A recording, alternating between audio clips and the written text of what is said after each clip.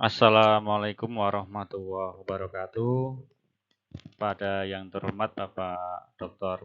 Muhammad Masrur, MPDI. Berikut ini saya sampaikan tugas presentasi metode tajribi Burhani, Bayani, dan Irfani dalam mata kuliah Filsafat Pendidikan Islam. Judul yang saya ambil pada presentasi kali ini adalah pendekatan filosofis dalam pemikiran pendidikan Islam. Apa itu filsafat pendidikan Islam? Filsafat pendidikan Islam adalah kajian yang mendasari pendidikan pada nilai tauhid, bertujuan membentuk insan kamil yang beriman, berakhlak, dan berilmu, berbasis Al-Quran dan hadis dan pemikiran ulama. Filsafat ini mengintegrasikan aspek spiritual, intelektual, dan jasmani secara seimbang. Selain berlandaskan nilai-nilai Islam, pendidikan ini juga kontekstual, relevan dengan perkembangan zaman, dan berorientasi pada pembentukan manusia sebagai khalifah di bumi dan hamba Allah. Metode berpikir dalam pendidikan Islam. Dalam pendidikan Islam terdapat 4 metode berpikir utama.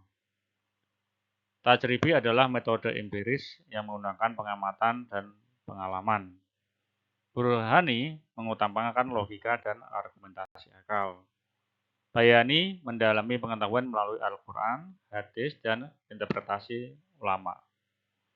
Irfani adalah pendekatan intuitif dan spiritual untuk mendekatkan diri kepada Allah, sehingga menciptakan keseimbangan antara akal, teks, dan spiritualitas. Yang pertama, kita akan membahas tentang metode tajribi. Apa itu metode tajribi? Metode tajribi dalam pendidikan Islam adalah pendekatan empiris yang berfokus pada pengalaman dan pengamatan langsung. Pengetahuan diperoleh melalui interaksi dengan alam dan lingkungan secara sistematis. Metode ini menekankan pentingnya eksperimen untuk membuktikan kebenaran suatu konsep. Tajribi mendorong pembelajaran berbasis fakta dan realitas, sehingga memupuk sikap kritis dan inovatif. Dalam Islam, metode ini selaras dengan ajaran untuk memanfaatkan akal dan meneliti tanda-tanda kebesaran Allah di alam semesta. Dengan demikian, tajribi membantu mengintegrasikan sains dan nilai-nilai spiritual dalam pendidikan. Bagaimana penerapannya dalam pendidikan? Berikut contohnya. Yang pertama ada praktikum sains. Siswa melakukan eksperimen untuk mendalami dan memahami hukum-hukum fisika atau kimia, seperti mengamati reaksi kimia untuk menjelaskan perubahan zat. Yang kedua, observasi lingkungan, yaitu dengan mengajak siswa mengamati ekosistem di alam, seperti melihat proses fotosintesis atau siklus air, untuk memahami tanda-tanda kebesaran Allah Subhanahu wa Ta'ala. Yang ketiga, ada proyek karya nyata, yaitu dengan cara memberi tugas membuat model bangunan sederhana dengan prinsip ilmiah seperti jembatan dari setik es krim, yaitu untuk memahami konsep dari rekayasa. Yang kedua ada metode Burhani. Apa itu metode Burhani? Metode Burhani dalam filsafat pendidikan Islam adalah pendekatan yang berfokus pada penggunaan akal dan logika untuk mencari kebenaran. Penalaran kritis dan argumentasi menjadi inti dari metode ini.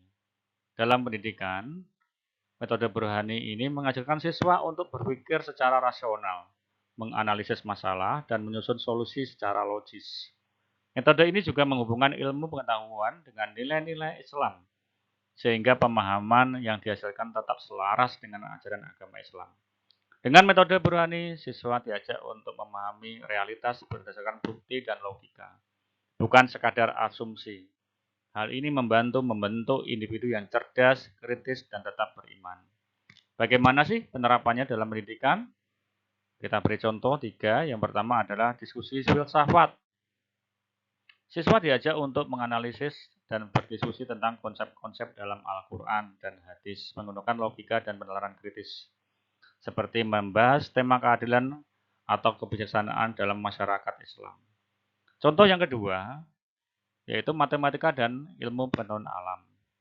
yaitu dengan cara menggunakan prinsip logika matematika untuk menjelaskan fenomena alam, misalnya menggunakan teori fisika untuk menjelaskan konsep gravitasi yang juga dapat dipahami melalui ayat-ayat Al-Quran tentang alam semesta.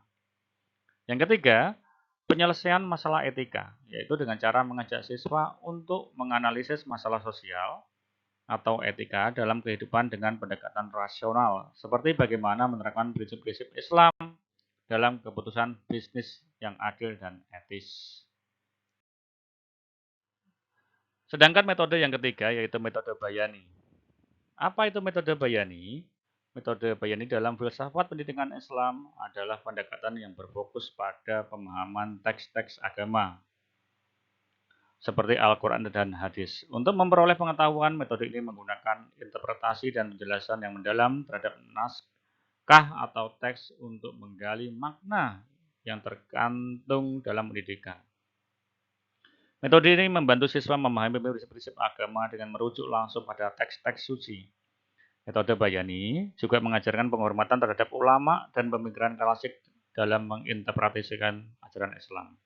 Bagaimana contoh penerapannya dalam pendidikan? Yang pertama, ada tafsir Al-Quran. Siswa mempelajari tafsir Al-Quran untuk memahami makna dan konteks ayat-ayat tertentu, seperti tafsir tentang keadilan atau kasih sayang Allah. Yang kedua, ada hadis dan fikih. Menggunakan hadis sebagai dasar untuk menjelaskan tata cara ibadah atau etika dalam kehidupan sehari-hari, seperti cara berwudu atau berbicara dengan sopan. Yang ketiga, kajian fikih. Siswa mempelajari teks-teks fikih untuk memahami aturan-aturan agama, seperti hukum, zakat, atau puasa, dengan merujuk langsung pada kitab-kitab fikih klasik. Keempat, ada metode Irfani. Metode Irfani sendiri adalah metode atau pendekatan yang berfokus pada pengalaman batiniah dan spiritual untuk memahami kebenaran. Metode ini mengandalkan intuisi dan penghayatan dalam mendekatkan diri kepada Allah Subhanahu wa taala. Dalam pendidikan, Irfani mendorong siswa untuk merasakan kehadiran Tuhan melalui meditasi, zikir, dan pengalaman spiritual lainnya. Proses ini bertujuan mengembangkan kedalaman jiwa dan pemahaman yang melampaui logika rasional. Metode Irfani mengajarkan bahwa pengetahuan sejati berasal dari pengalaman langsung dengan Allah yang tidak dapat dicapai hanya melalui akal atau teks. Bagaimana sih penerapannya dalam pendidikan? Melalui zikir dan tafakur. Siswa diajak untuk berzikir dan merenung tafakur untuk merasakan kedekatan dengan Allah dan mendapatkan pemahaman spiritual yang mendalam. Yang kedua, pengalaman batiniah. Menggunakan pendekatan spiritual dalam mendalami ilmu agama. Misalnya, dengan mengikuti pembelajaran yang melibatkan pengalaman pribadi dalam merasakan kehadiran Allah. Yang ketiga, dengan cara meditasi dan sholat. Mendorong siswa untuk mendalami makna dan kekhusyukan dalam sholat, serta merasakan pengalaman batin yang mendekatkan diri kepada Allah sebagai bagian dari pembelajaran agama. Disitulah ada keempat metode. Di sini saya petakan metode itu dengan frasa dan gambar yang mewakili. Tajribi itu frasa yang mewakili adalah empiris melalui bukti atau praktek nyata. Burhani yaitu rasional, itu harus dibuktikan dengan secara akal. Bayani adalah tekstual atau teks, dibuktikan dengan ada Al-Quran, hadis, dan pemikiran para ulama. Irfani adalah intuitif, ya, dengan kekhusyukan, dengan meditasi, dan segala macamnya.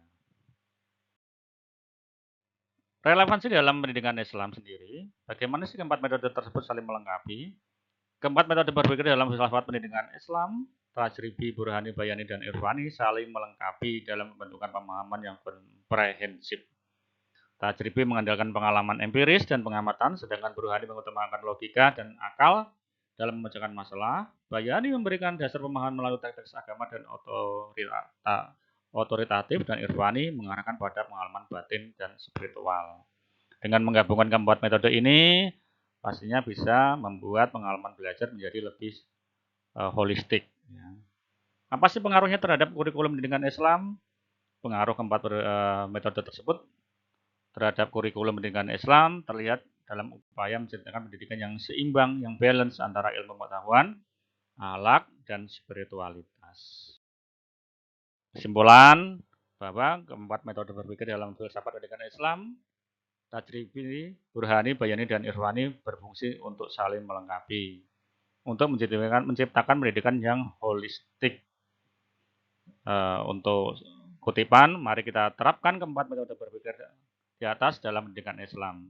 Tajribi, Burhani, Bayani, dan Irfani. Untuk menciptakan generasi yang seimbang, cerdas, dan berakhlak mulia. Terima kasih. Demikian presentasi dari saya. Adapun kesalahan dalam bertutur kata, saya mohon maaf. Kepada Allah, saya mohon ampun. Wassalamualaikum warahmatullahi wabarakatuh.